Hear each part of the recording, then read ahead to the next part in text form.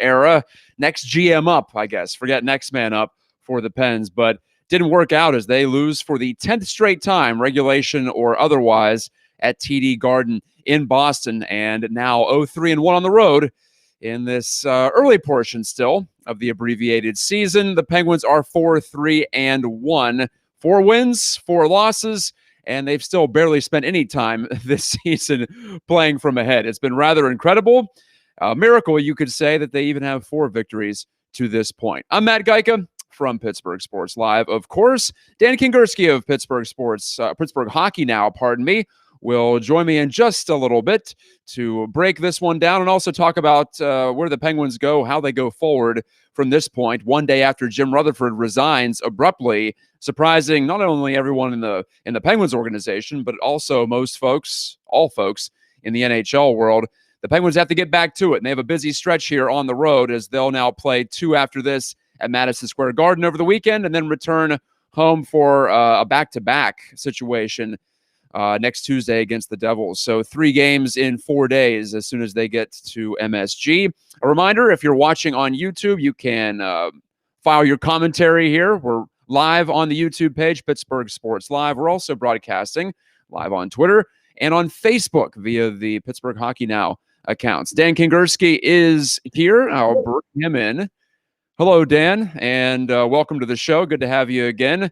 Like I said at the top, next GM up for the Pens, but things looking, well, pretty much the same as far as results are concerned on the road this year. The Penguins came back a couple of nights ago against Boston to earn a point, but the opening series in Philly and this series against Boston, they've been pretty clearly the inferior team. Tonight seemed more concerning to me because they didn't generate much at all there. Had they reached a point where next man up just becomes a catchphrase and not a reality for just how thin they are with the injuries?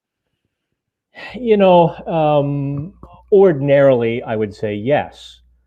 However, I think that's barely the wick of the candle on top of the icing, on top of the cake, in terms of what troubles the Pittsburgh Penguins at this point, Matty. Their troubles are structural. Their troubles are personnel. Their troubles are the situation. Their troubles are their age. Obviously Chris Letang and Evgeny Malkin are struggling with this lack of a run up to the season.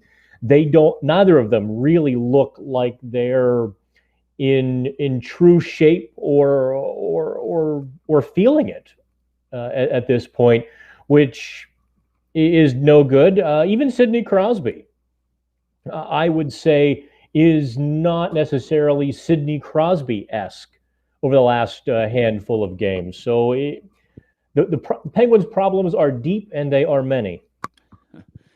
And now, as I mentioned, they drop a little bit further back in the East Division. The Bruins are starting to pick up the pace here, too. We thought the Bruins would be good. We knew this would be a test, certainly going on the road after winning 4 in a row at home. But, Dan, it's been so deceiving. The Penguins have barely led this season. So dropping down to, you can call it 500 with 4 wins and 4 losses in whatever form those losses came. It seems about right to me. You look even at the advanced metrics coming into tonight's game. They were essentially break even on scoring chances and on expected goals. That's going to drop below the 500 mark, if you will, with tonight's performance. They just weren't quite there. And I do want to come back to what you were talking about with the big boys, with the guys like Malkin and Letang especially. I do agree with you. I thought this was the weakest game of the season for Crosby. Whiffed on that really nice setup from Kasperi Kapanen. He puts that one in the second period. Maybe things are a little different going into the third, but they would still have been trailing by 1. Even strength, though. I tend to focus on the power play a lot with the big guys because that helps them get their confidence going. I think that's been pretty much proven to be true over the years for any top scorer in the NHL. But even strength, among the 4 forwards who've played in the top 6 all season long, Malkin just a pair of assists in 8 games, Crosby a goal and 2 assists. That's it at even strength. Gensel, I think his disappointing start has flown under the radar here. Just 1 goal and 1 assist at even strength, and Zucker 1+2 at 5-on-5. So that tells a story, doesn't it? There, if you look at Jake Gensel, is he more a product perhaps of things not clicking? Same with Same with Jason Zucker, because those guys aren't necessarily play drivers, but I know we expected more out of them too, not just Crosby and Malkin. I think Zucker has been quite strong. Perhaps an army of one at times, playing beside Evgeny Malkin, right? Yeah. Gensel is the larger concern because Jake Gensel is supposed to not just be a passenger and a finisher. He's supposed to be a player who makes those plays. He's supposed to be a player who contributes more than just the lit lamp. Look, Matt, I'm diagramming the backbreaking goal. The third goal by Boston. Patrice Bergeron kind of gets away from Chris Letang and the Penguins there at the front of the net. At no point did I see Jake Gensel in the screen, which is a bit crazy, really. They need a lot more from him. There's a lot of players who have to pick up the slack right now. They just, I guess if you ask 10 hockey people right now, you'd probably get 11 different opinions. Because there's so many things they're not doing and so many players not going and so many things just need to change and change in a hurry. The situation with off ice, basically, can you attribute any of tonight's play to that, or is it more of the same for you? Because the Penguins have just started poorly. Another bad first period tonight. They were fortunate to be tied 1-1 when Ceci scored on their only good chance. But I think it's only natural to also say, I wonder if guys are wondering what in the world is going on upstairs and who's going to be helming that ship. I realize that you have a guy like Mario Lemieux up there, and the players know that Patrick Allvin's been with the team for 15 seasons, but not a lot of experience. Guys, you wrote about this today on Pittsburgh Hockey Now. I'll plug that again for sure. Your column about how just there's been a brain drain at the top of the organization with guys like Botterill and Guerin and Fitzgerald all leaving town. And, Rutherford outlasted them all. We didn't see that coming, but now they're left with not much in terms of experience. Do you feel that's a significant problem at this point of the season compared to maybe further on down the line as we get closer to the trade deadline? You mean in terms of the lack of organizational support around Allvin and those sorts of things? Experience, I would say.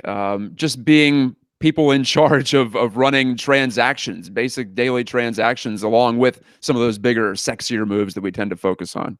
Well, usually I'm sexy enough for both of us. However, I like the hat tonight, by the way. There we go.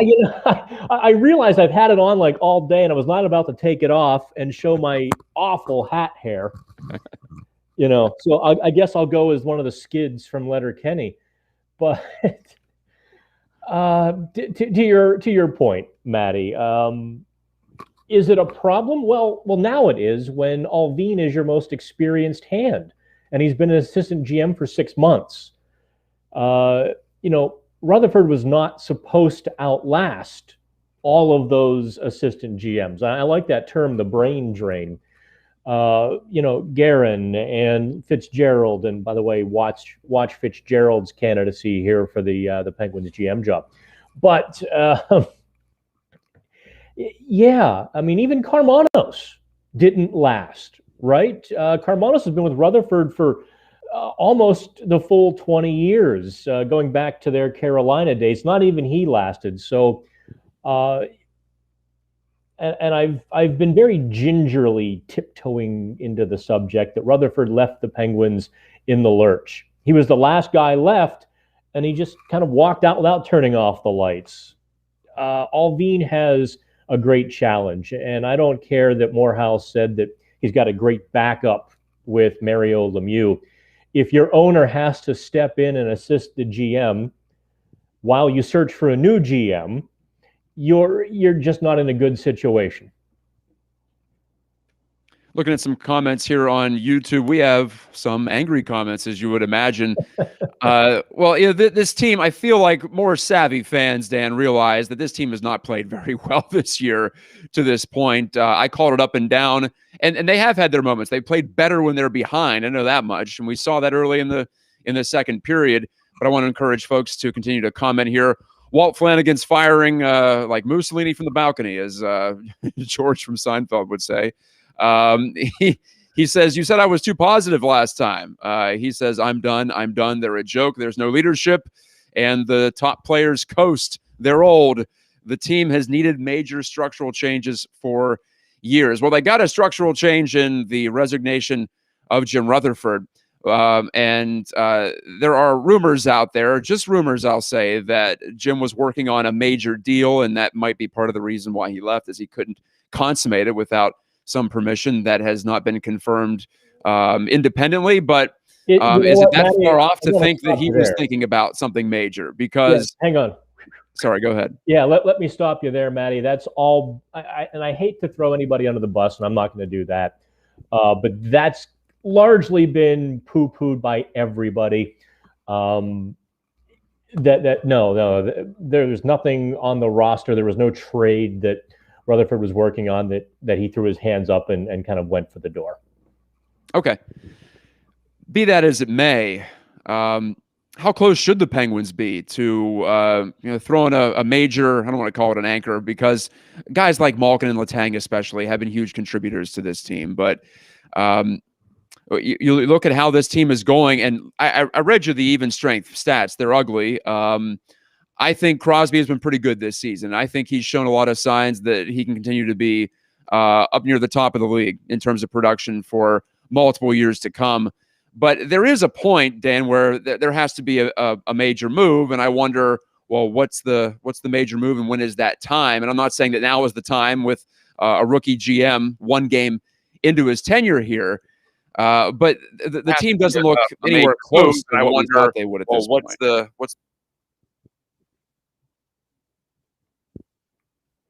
Where'd you go, Matt? Oh, sorry. Did you lose me? Okay. I did. Yeah, I'm sorry. That was all on me. No, I was saying the team doesn't look anywhere near what we thought they would. At least I thought they would be able to look more competitive than this for longer stretches of games. But playing from behind, maybe the GM shuffle here has bought some time for some guys to find their games. But like I said, it's a shortened season, competitive division. This team doesn't play to finish out of the playoffs. This franchise has high aspirations still. So, I'm just curious how this is all going to shake out, because it feels like a huge mystery to me. Yeah. Unfortunately, this is the time when you need depth within the lineup. I think the Penguins get maybe too much credit for their tertiary depth, having guys in the minors or having guys in the press box who can step in and play. And that's been largely true. I thought Kevin Churchman was okay tonight.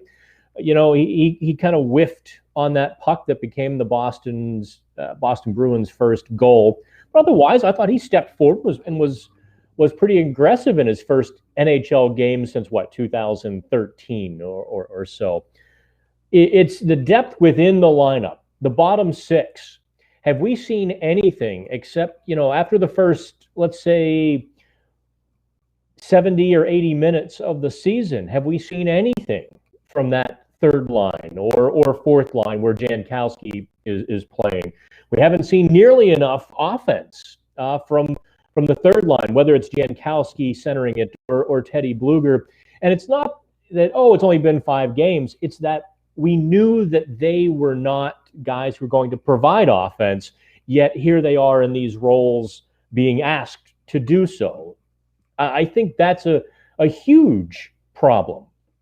It's not just structural with the Penguins. It is personnel, that they've got these great wingers for the third line and not enough in the middle. To finish the visual, it's kind of like the Oreo cookie with no stuffing is what the Penguins' bottom six is like. And they're going to need players like Kasperi Kapanen to get up to speed. I think he's been fine. I think they've been pretty responsible in amping up his ice time, amping up his responsibility. You saw him on the power play a bit tonight. Pierre-Olivier Joseph, I've been impressed. If you want to talk positives on a downer night like tonight, I can certainly do that with him. He plays on the top pairing with Chris Letang, and I don't think he should ever play another AHL game. Not that the AHL is necessarily a viable option right now, and I guess there's some some talk down there. They may not even get the season started when they wanted to get it started. But be that as it may, with the injury situation and his impressive showing so far, there's at least that. So you talk about depth. This is not tertiary depth. This is primary depth on the blue line. So Joseph's a bright spot for me. Can you pick out anything else that you feel like maybe percolating? I mentioned Kapanen. He got the goal the other night. Kind of a fumble near the goal, but still went in for him, and he is making a difference. I think he's making plays. Those are two guys that I think appear to be at least trending up. Yeah, Matt, I hate to do this because I want to be all on the P.O. Joseph train. I do think maybe PHN was out in front analyzing him and telling folks what was coming, but there's going to be some rocky roads ahead. You can't start this well and keep going up, right? Players don't improve or develop in a straight line. So there's going to be ups and there's downs. Maybe he does need some AHL time in the future to sort a few things out. Let's maybe be patient or forgiving with him. And I think part of that is maybe not getting too high on him right now. Just appreciate what you see. But he really, I thought, played well tonight. Yeah, certainly there's always a pushback, right? And then a player of a Joseph's quality, his obvious skill, he's going to be able to make an impact before the opponent can adjust. And it will be the New York Rangers again coming up. And I'm not sure if I've liked the Penguins game consistently against any of the first four opponents of the season. It's been fits and spurts, and it's been good enough because they have enough high-end talent. And they have they have enough there, and they've gotten, I don't know, a little bit better goaltending. Jari gave up 4 tonight, maybe one that he would like back. That Bergeron one, I felt like he was upset at himself, the first one that he scored. But there's been enough there, is my general point, that there's enough to pin your hopes on. But sometimes, Dan, that can almost be detrimental because if you say, well, we keep coming back, we keep rallying, we show resiliency, stick-to-itiveness, to use the favored noun of Mike Sullivan there. If we show that, then we can quickly take a step up and we can find it for 60 minutes. Do you feel like maybe that could be a crutch they're leaning on right now? Because while it appears they're so close, in some ways they're still very far away from being a true contender here in the Eastern Conference. Yeah, I think whenever you're winning games and doing it in bunches, bad habits can be rewarded. And certainly the Penguins showed more than bad habits, and yet they still managed to get 8 points in 4 games there before the last 2 in Boston. So, yes. However, and I think I've tiptoed around this, uncharacteristic of me usually. Yeah, I'm not a tiptoe or walk on eggshells kind of guy. The Penguins aren't good enough. The Penguins, I've kind of picked a little bit at their blue line. I've picked a bit at their bottom 6. I've picked a little bit at the chemistry that Mike Sullivan was trying to maybe force between Zucker and Malkin.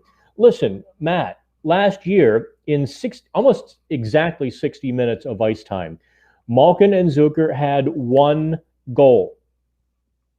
That's brutal for guys in their position. They don't work together. For whatever reason, Rust is really hot right now, but nobody else is, and so they're kind of trying to use Rust on that top line when there's Kapanen, who's all but ready now after a few games. He should be 80 to 90% and ready for a lot of top line duty, and maybe you pull him back a couple shifts to manage his ice time. But there's a lot of things Sullivan can do to maximize his top 6 because that's his only weapon right now. Without Brian Dumoulin last year, the Penguins really struggled to replace Dumoulin. Trigger warning, I'm going to mention Jack Johnson.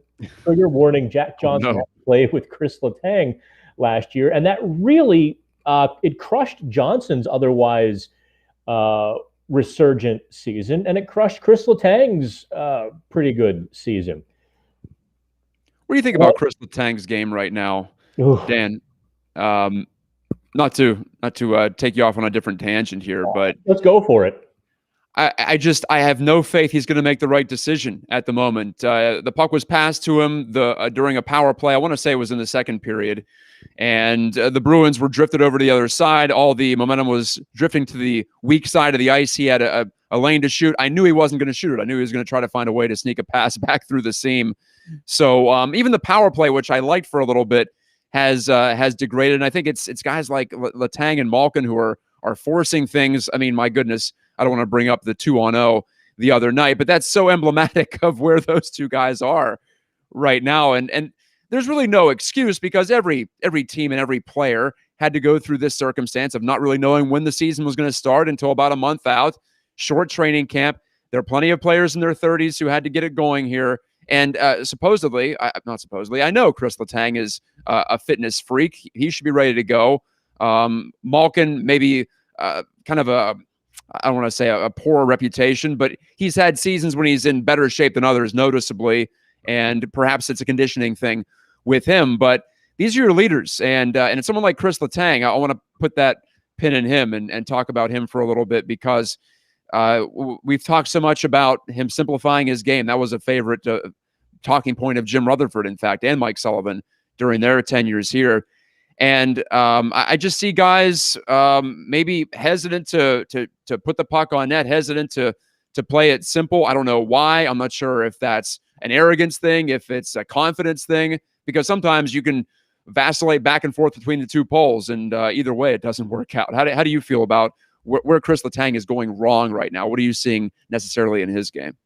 I'm not seeing the intangibles of his game. I'm not seeing that pressure that he applies to opposing defenses. I'm not seeing him grab the puck and charge into the offensive zone when the opposing defense is wondering, what's going to happen? I'm seeing P.O. Joseph do it. I'm seeing John Marino do it. Hell, we saw Cody Ceci do it. I'm not seeing Letang do that.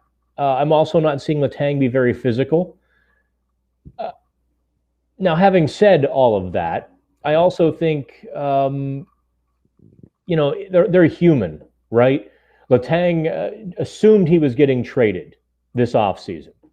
Now, I have to believe that he was told, relax, it's not going to happen because, that's what all the sources around the Penguins said. No, he's not getting traded. But yet I think he had that belief or that wonder or that worry or whatever it is. And then you add COVID. Listen, I don't know Chris. We don't hang out. It's not like, we've talked about this personally. But I know a lot of people on the planet are a little bit discombobulated by the world. And Letang is one of those guys who's a bit of a news junkie. When the pandemic first started, Crosby said if he had to be anywhere else, he'd be with Letang because Letang always knows what's going on and knows all the details. So I can't help but wonder if the world has affected Chris Letang a little bit right now and that he has to work maybe a little bit extra hard to not only get his middle 30s body into prime shape, but also get into a pure hockey space, right? So, I'll throw this log on the fire in his semi-defense as well. He's the Penguins player rep, and there's a lot of stuff happening running up to the season in which the player reps had to be negotiating and fighting and arguing and a lot of stuff they had to figure out too. So I think a lot of his headspace leading to the season was probably taken up, and maybe that's put him a little bit behind.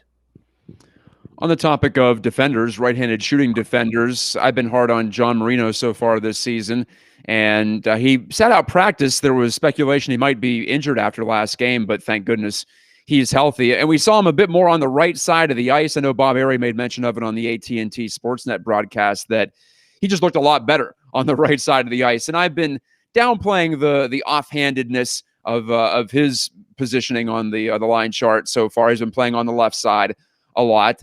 But I do recognize that for D-men, especially, it can be quite impactful. And to get him back on the right side, maybe that's enough to thwart any kind of burgeoning sophomore slump for him, because Dan, he was a large part of what the Penguins did last season, particularly when they were fighting through those injuries at midseason. He was a revelation, and he hasn't quite been to that level yet so far. So you can talk injuries. You can say Pettersson, Matheson, Riikola, now Dumoulin, all out for varying lengths of time.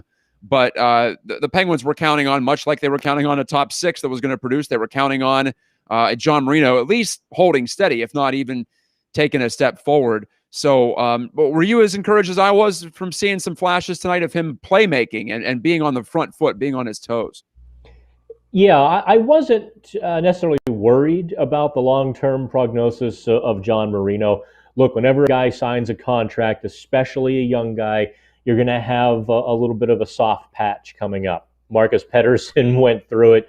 You know, a 22, 23-year-old guy realizing they're now going to be set for life with 20, 25, 30 million bucks is an awesome mental thing to go through. I talked with Connor Sherry a couple years ago, after he signed his $9 million deal. I can only imagine being handed 5 years security. And what is Marino's contract? Is it $25 million or I'm having a brain cramp tonight. I'm sure all of our commenters are ready to scream and tell me exactly what it was, but it's a ton of money.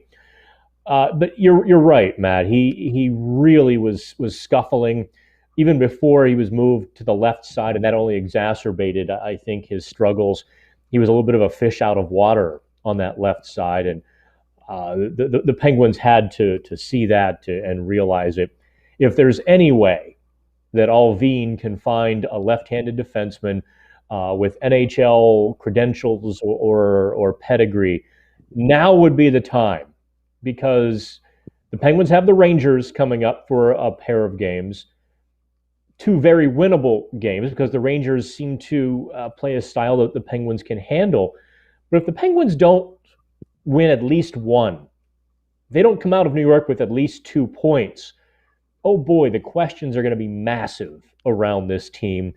And the pressure to make changes, or the doubt within the team, is going to start. So a little refresh on the roster certainly wouldn't be a bad thing, and a lefty defenseman to keep Marino on the right would certainly go a long way.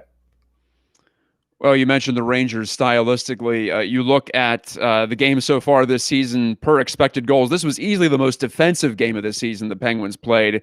They generated under 1 expected goal, but the Bruins only had about 1.5, I believe, all strengths considered. So there wasn't a lot of ice out there tonight compared to the opening game between the two teams. So credit to the Bruins for locking things down. And you knew that typically you play Boston. That was their trademark. Well, whenever they've played well, honestly, over the past decade plus, they have been difficult to create chances against. Now, the Rangers are a different story. Home or road this season, they're giving up a ton. They're also getting a good amount. And looking at the Eastern Division standings, I called it the conference earlier. It feels like a conference. It's bigger than usual, but it's all about the division, obviously. Every game is inside the division. Rangers are last, but they're just 4 points behind the Penguins, who are in fourth.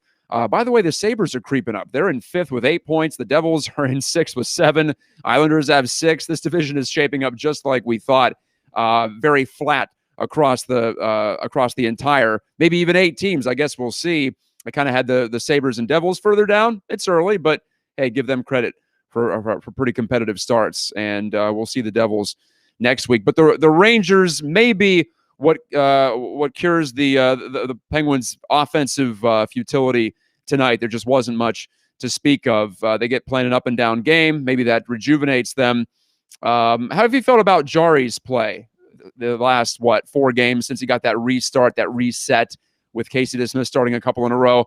Last time we talked, I know you mentioned you felt there was an importance to getting him a stretch of games, and Sullivan has gotten him 6 out of 8 starts to this point. So how have you felt about his stretch since he came back from that practice time down?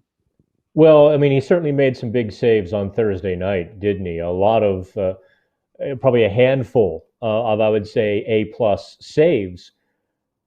He's been good, right? He's not been great, but when the Penguins' defense breaks down, They don't break down a little bit. They break down a lot. You can't leave Patrice Bergeron uncovered in the crease. He's going to burn you 10 of 10 times. You can't, you can't leave these guys wide open within 15 feet of the net. NHL shooters are good enough; they're going to snap it right past. I think the one thing, if there's one thing that I'm going to nitpick on Tristan Jarry a little bit, and I'd give him a solid B to this point after those first 2 games. I think he's been a solid B since he came back. He's not been aggressive with the paddle around his net. He can move the puck very well, but he's not been disrupting those cross passes across the crease or near the crease with enough efficacy. He could do that a little bit more, and he could have maybe changed a couple goals that way by realizing his defensemen aren't there and he's hung out to dry, try to disrupt the pass.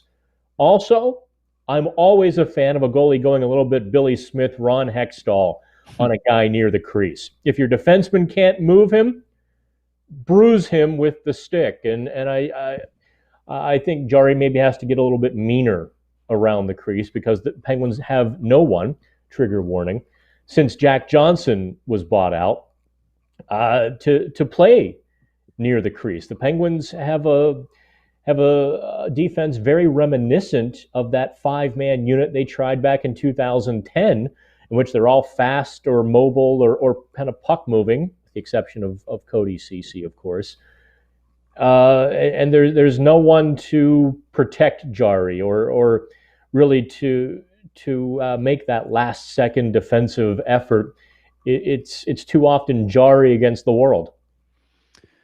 And that second period that I mentioned, in which the Penguins had the better of play, had a late power play, could have scored on that, had a flurry of chances and offensive zone pressure at the start of it.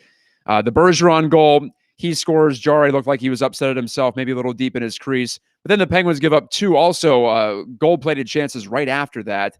Jarry makes the save both times. So that is very emblematic of the season. The Penguins haven't given up a lot of quantity against, but when they do break down, like you said, it's rather glorious. And all of a sudden, the Red Sea parted a couple of times in that second period. This horse could have been out of the barn, is what I'm saying, before 40 minutes were done. Instead, they were in it until early in the third when Bergeron put his second in. And hey, great shot, great player. But the Penguins gave Bergeron and Marchand a little too many opportunities to make some plays in this series, for sure. Whether it be shorthanded, even strength, or power play, they got hurt in all 3 phases in this 2-game set at Boston. Now 4-3-1, like I mentioned. They'll play Saturday at MSG. They'll play Monday at MSG before returning home to play the Devils on Tuesday.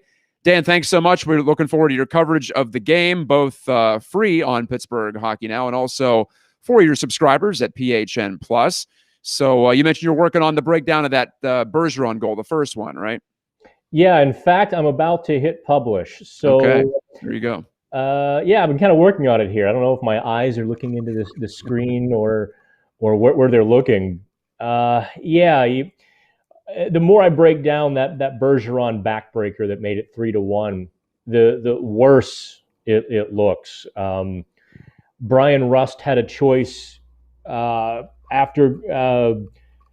Forgive me, I can never pronounce Grzelcyk's name, or Grzelcyk. Grzelcyk, yeah, that's what I said.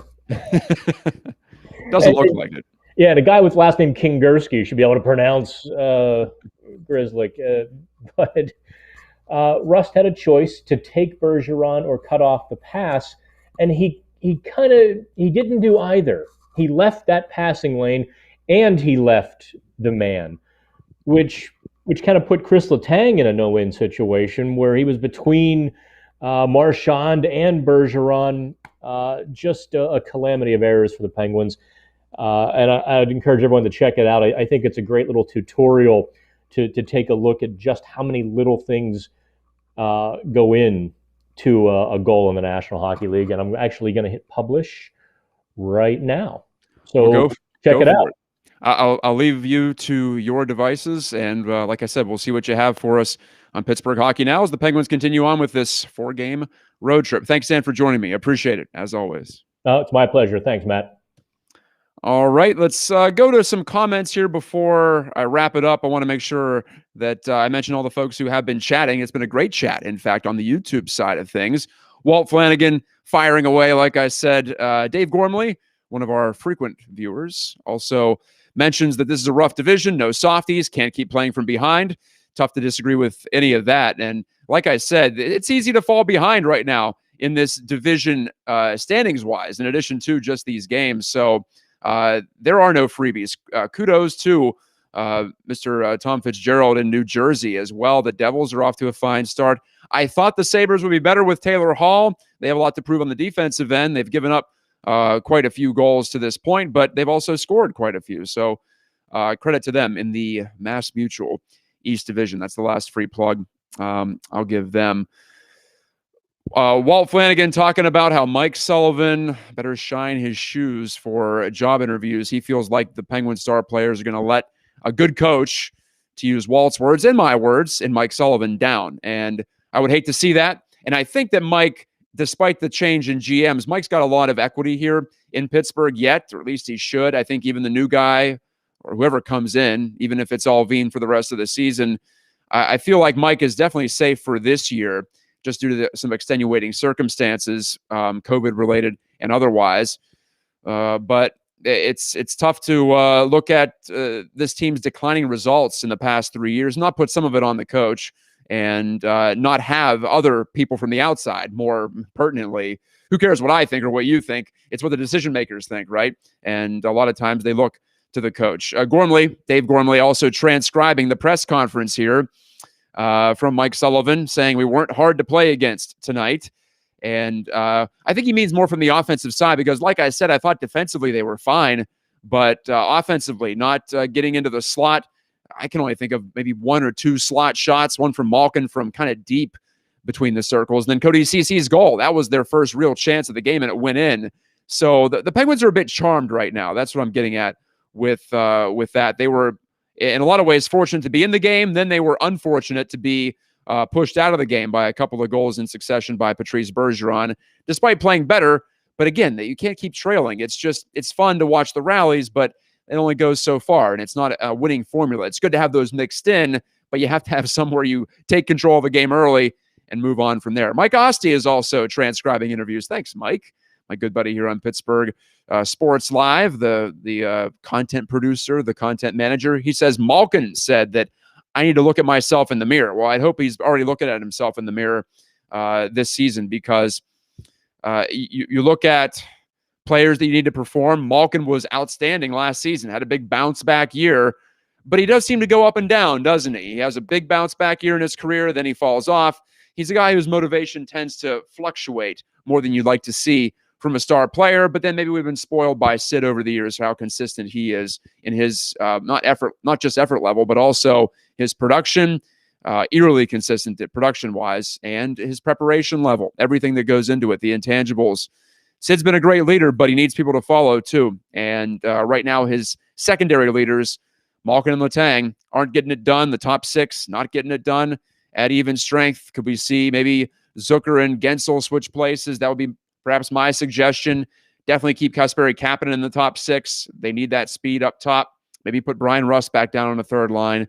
That could be an option for that Saturday night face-off at Madison Square Garden, the world's most famous arena, coming up soon. Let me go over to Facebook, see if we have any. Well, actually, I closed that window, so forget Facebook. And I did mention already we had the one comment from Clem on Twitter mentioning that it was a very defensive game. We don't expect that against the Rangers, like I addressed with Dan. Thanks to Dan Kingerski for joining me from Pittsburgh Hockey Now. Again, PittsburghHockeyNow.com is where you can find all that. I'm Matt Gajtka. Pleasure to be back with you again, our fourth episode. First in the post-Jim Rutherford regime, though, on Pittsburgh Postgame. You can find us once again on Facebook, on Twitter, and, of course, on our YouTube channel for the next Pittsburgh Postgame. Keep your eye on social media channels for the scheduling there. Talk to you next time.